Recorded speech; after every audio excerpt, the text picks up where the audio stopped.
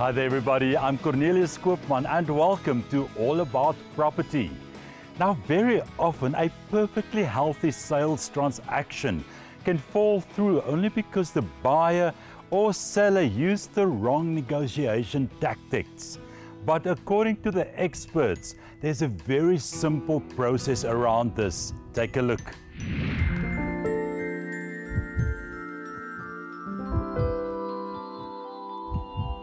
It is generally accepted that we can negotiate anything when it comes to property. But there's a fine line between a successful negotiation process and risking one of the parties walking away from the deal.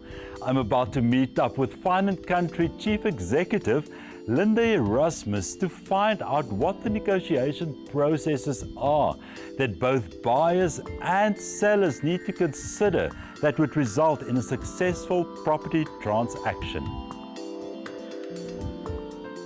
Linda, welcome to All About Property. Thank you, Cornelius. Good to be here.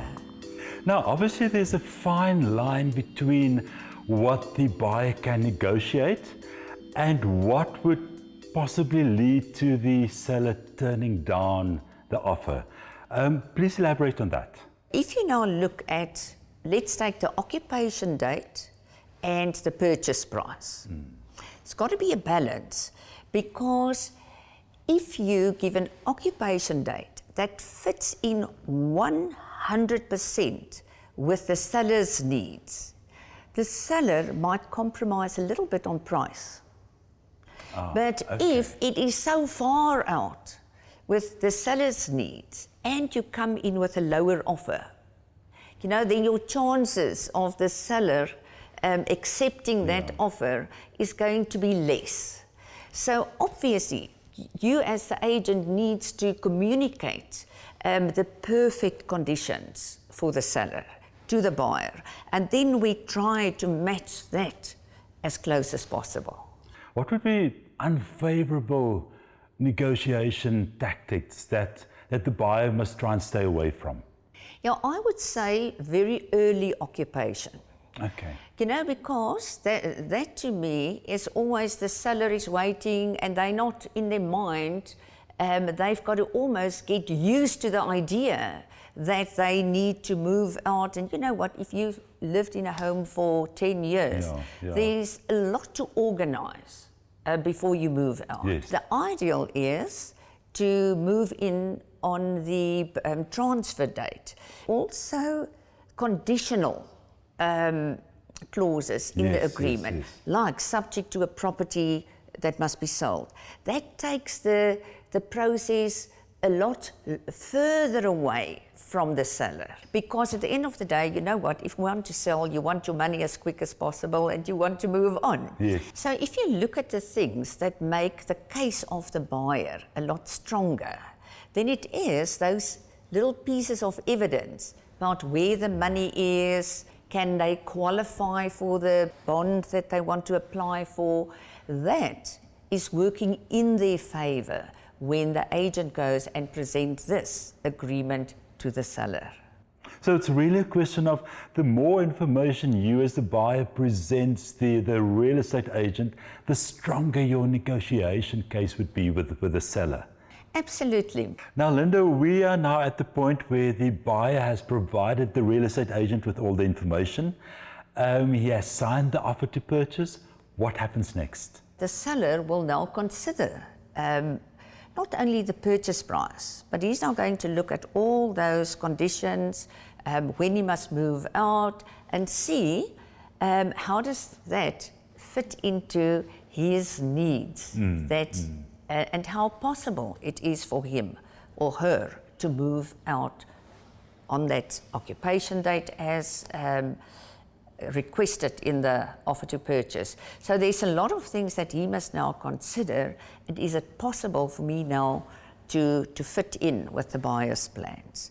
The agreement of sale, one of the elements is that there must be consensus between the parties. Yes. And that's why the one offers this, the other one says, no, move it a little bit this way. And this is why we call it negotiation. The moment when you've got all the signatures from both parties, because then you've got, that's the moment of consensus. and then you've got a deal. Then the agreement is there, you've got all the signatures, they've agreed on every term and condition in the agreement. But before that time, then you're still in the negotiation process. Now, Linda, it can happen that the seller receives an offer on his home from a second or a third buyer even, whilst he's in negotiations with the initial buyer. How would the real estate agent navigate this process to create a win-win situation for all parties involved? Here I want to really talk to the estate agent and say, how do you operate when there are 4 offers on the table? So the best is to go back to all 4. Never ever take an offer and don't give the buyer a second chance to up his offer or to better his offer.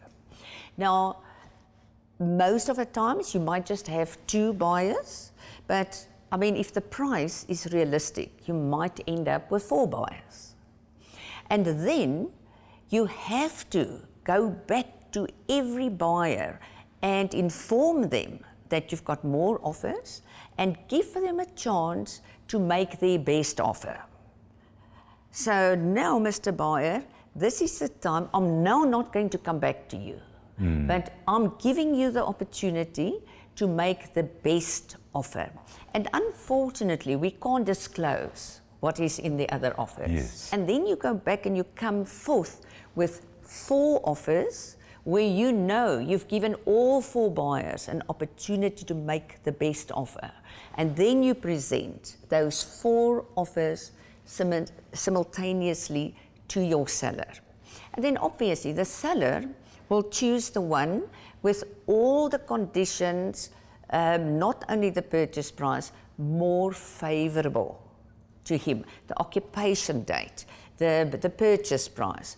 And here I must say to buyers, if they ever find themselves in a situation like that.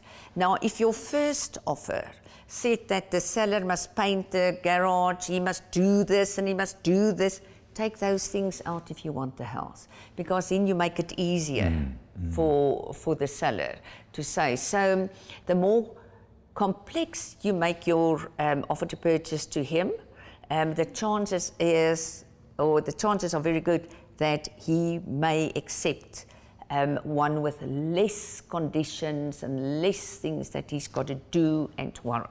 Any last piece of advice? Sellers, always know that you are not unique. And you must decide, do you have time on your side? Yeah. And buyers, buy that home that you really want. Don't lose it. There are not many homes that you can fall in love with. You know what you like. We all know what we like. Linda, thank you so much. Lovely chatting to you, and thank you for sharing all your insights with us. Thank you, Cornelius. Always good to be here.